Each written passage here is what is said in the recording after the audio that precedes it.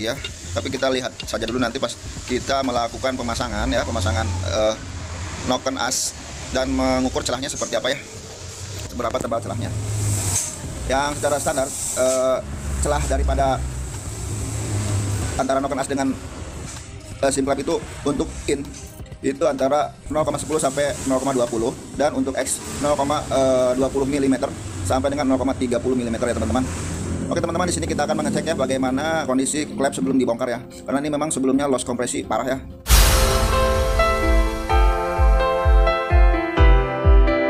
Bismillahirrahmanirrahim. Assalamualaikum warahmatullahi wabarakatuh. Apa kabar teman-teman semua? Semoga kalian selalu dalam keadaan sehat walafiat. Oke teman-teman, di depan kita ada sebuah motor Satria yang mengalami loss kompresi ya. Kita akan buka di bagian headnya dan kita akan mengganti seal klepnya. Dan ini adalah saya memberitahu apa-apa saja yang dibuka untuk melepas headnya ya. Di sini kita melepaskan rantai roda ya, rantai roda kita lepaskan untuk menggeser mesinnya ya. Dan di sini juga kita telah melepas oil coolernya ya.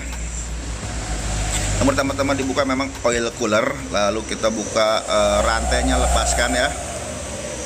Dan headnya juga tutupnya dilepas dan kita menggeser melepas baut dua baut ya. Dua baut kita lepaskan untuk bisa menggeser daripada mesin ini. Yang bawahnya sih tidak dibuka ya, tidak dilepas, digeser saja. Nah ini juga knalpot sudah dilepas ya teman-teman. Untuk membuka dan melepas head silinder motor Satria Evo memang tidak perlu diturunkan semua ya. Dan di sini kita juga melepas daripada jalur oli ya dari mesin ke head silinder. Oke teman-teman, kita juga menggunakan kunci sok yang ukuran panjang ya. Ukuran kunci 12 sok, tapi yang panjang ya, yang ujungnya itu 1/4, sedangkan kepalanya itu ada 3/4 inci.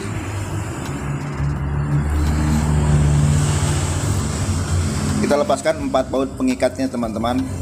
Ini ada 4 baut pengikat dan ada juga ringnya ya. Jangan sampai tidak ada ring. Ring itu adalah sebagai pengencang ya.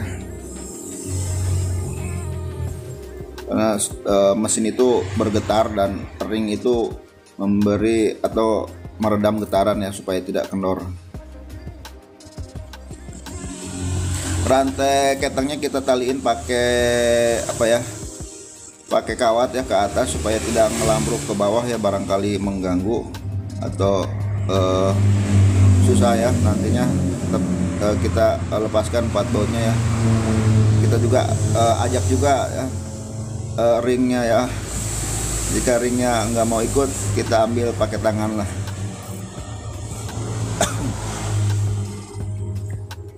Pelan-pelan ya teman-teman, barangkali masuk ke dalam sementara kita tidak membelah mesin ya, itu akan apa ya, merepotkan kita pada saat pengambilannya ya.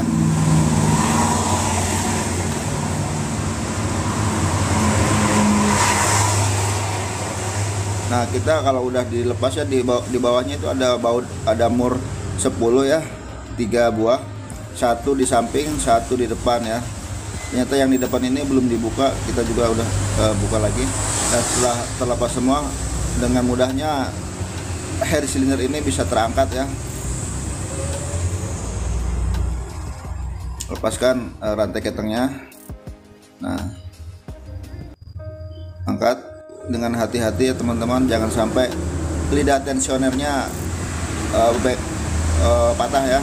Keluarkan dulu lidah tensionernya, lalu kita lepaskan. Dan ini adalah penampakan daripada head silinder Satria Evo yang mempunyai teknologi DOHC ya, dimana di sini ada 2 noken as dan 2 gigi sintrik dan 4 klep.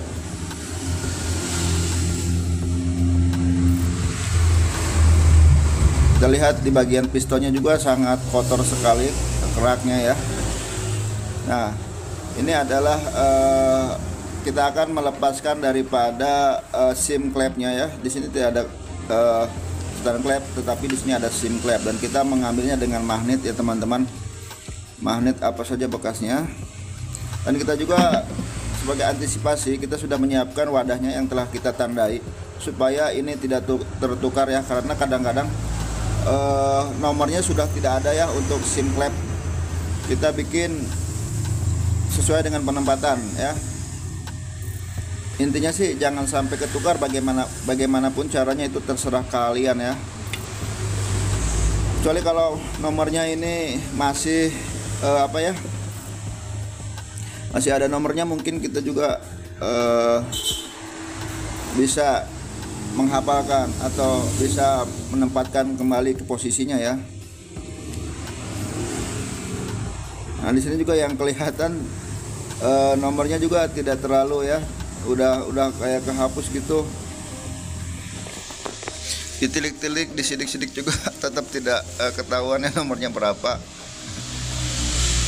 Di center juga nggak kelihatan. Ya udah, kita akan posisikan aja sesuai dengan posisinya ya. Ini adalah klep X ya, X kiri ya,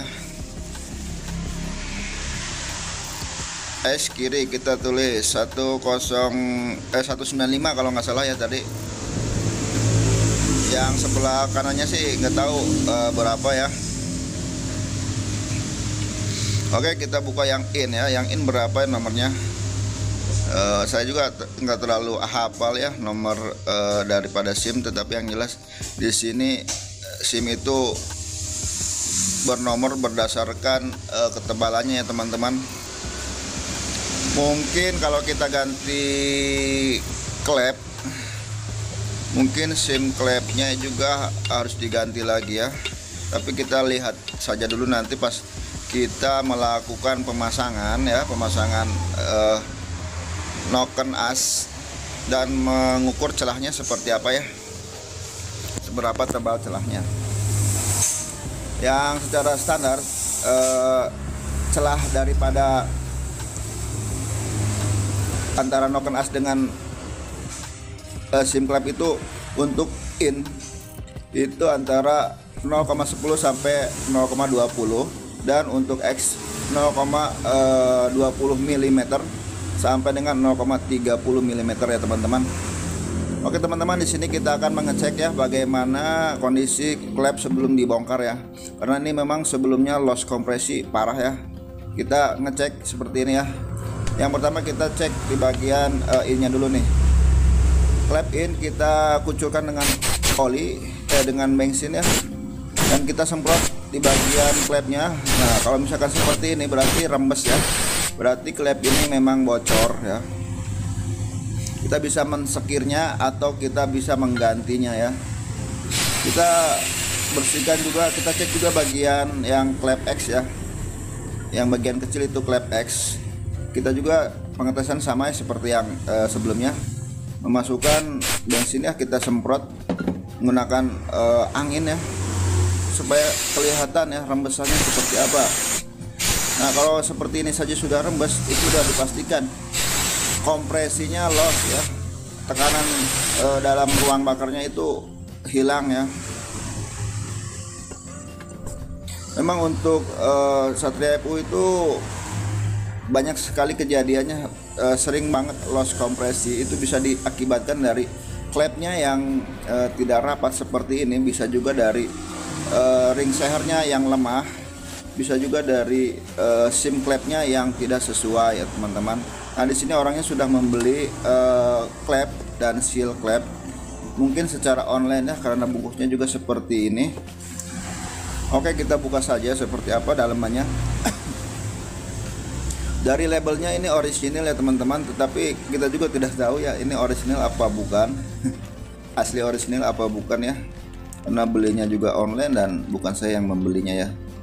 Tapi di sini sangat meyakinkan, karena di sana ada apa namanya, ada hologramnya dan ada kode partnya yang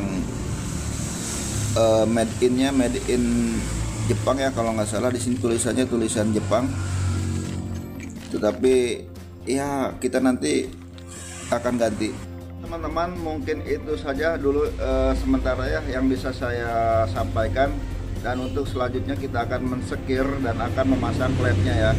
Tunggu di video selanjutnya. Terima kasih atas support dan dukungnya selalu. Wassalamualaikum warahmatullahi wabarakatuh.